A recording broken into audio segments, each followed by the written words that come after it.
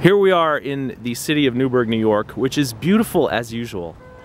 Today's the day before Thanksgiving, and I'm here to give thanks for this REDLINE PL-20. This is the PL-20 Pro Line 700p, which as I understand it was pretty expensive at the time.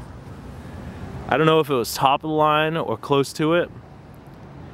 And the reason I'm thankful for this bike is because A, I'm thankful for this bike, and B, because I got it for free.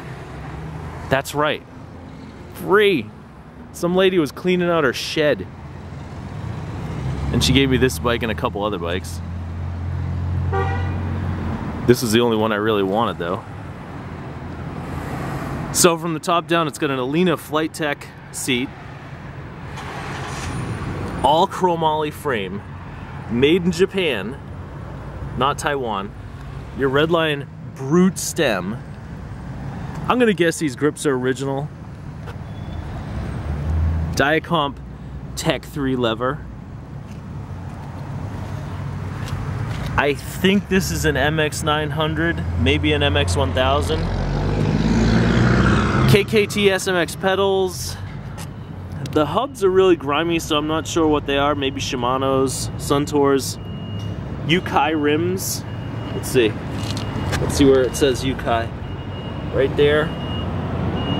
That's probably not gonna come out.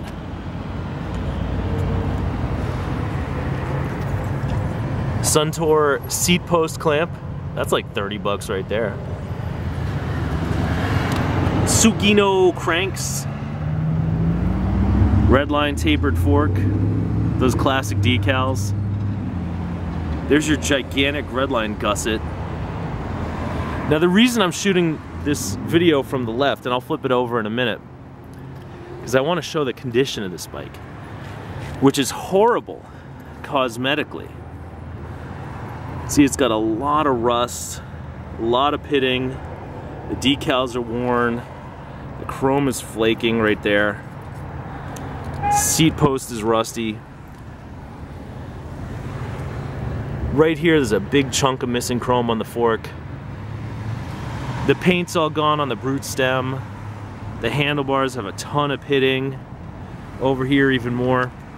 And I think this just comes from sitting in a shed and probably having like mice or birds or something pooping on the bike for all these years. It really eats away. Now on this side, it's a lot better, but there's still a lot of like pitting, oxidation. There's that big flake to the chrome again. Now for me, if I was gonna keep this bike, there's your Sugino or Sugino spider chain wheel bolts, crank. If I was gonna keep this bike, look at this, even the Diacomp, it's hard to see, but it's got the Diacomp clamps on it. See, if I was gonna keep this bike, I wouldn't care about any of this stuff. The rust, the peeling, like to me that's just fine.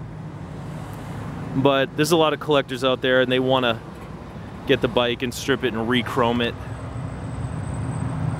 And that costs a lot of money, so if I ultimately sell this thing, which I probably will, it's probably not gonna go for a ton just because the condition's so atrocious. You know, and I would probably just part it out on eBay, sell all the parts separately. But I guess it doesn't really matter because, like, see the black anodizing on the brake lever is kind of faded. It doesn't really matter what I get out of the bike because, like I said, I got it for free. So it's all profit from here.